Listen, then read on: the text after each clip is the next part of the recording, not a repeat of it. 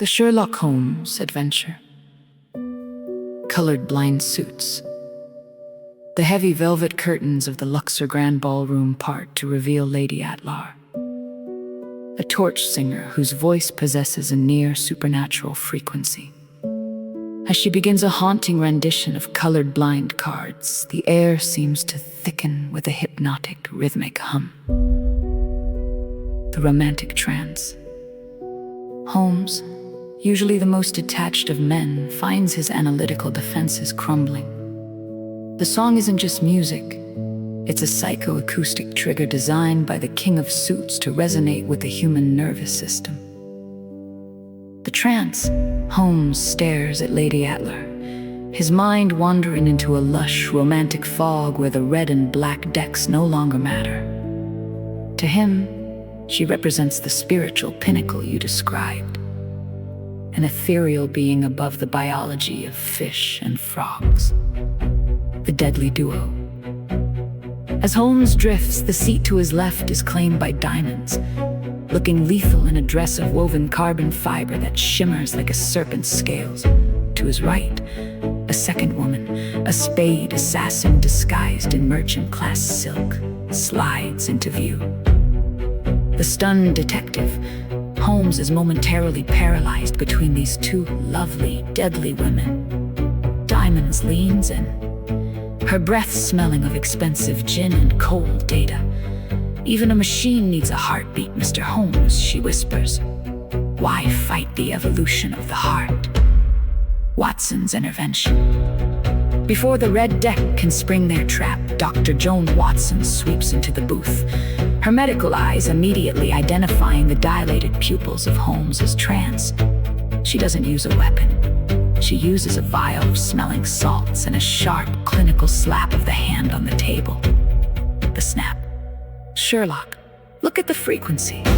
She commands. Holmes gasps, the romantic fog lifting as he realizes the music was being pulsed through the mobile command center's hidden antennas. The intellectual challenge.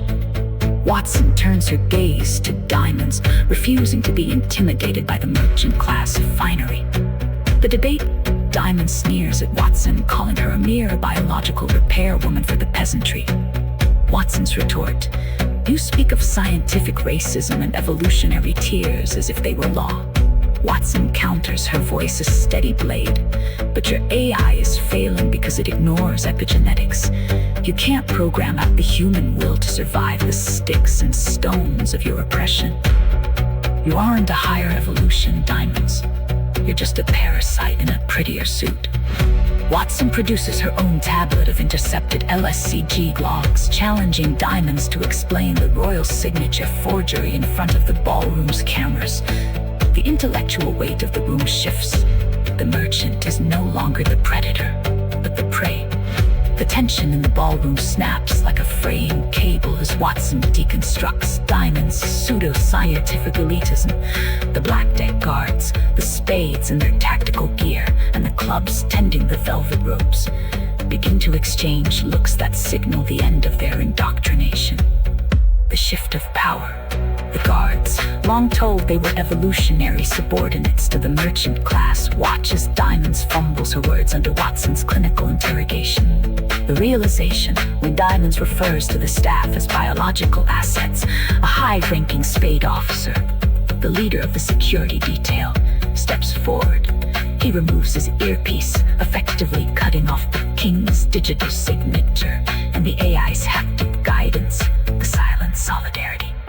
At the back of the room, the club stopped moving, the rhythmic hum of the ballroom. The psychoacoustic trance Lady Atlar was weaving is replaced by the heavy, synchronized breathing of a class that has realized its own strength. The ballroom confrontation. Diamond senses the air turn cold. She looks to her deadly female companion, the assassin, but finds the woman's hand hovering over her own holster, uncertain.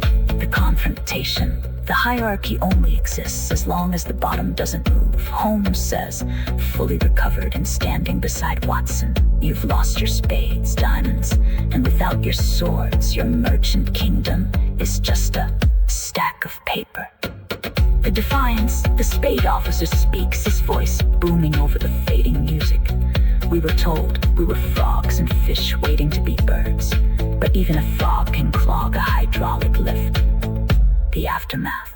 The red deck exposed, the ballroom erupts not into violence, but into a systemic shutdown. Technological sabotage. The black deck staff begins unplugging the AI casino machines, plunging the extravagant cargo floor into darkness. The merchants fight. Diamonds attempts to retreat into the shadows, but she is blocked by a wall of clubs. The very working class she mocked, now standing in a solid, unyielding line. The final deduction. Holmes reveals that the 15th century French invention was never about one suit ruling another. It was a map of a balanced society. By trying to lift the diamonds above the rest, she broke the machine. The adventure continues.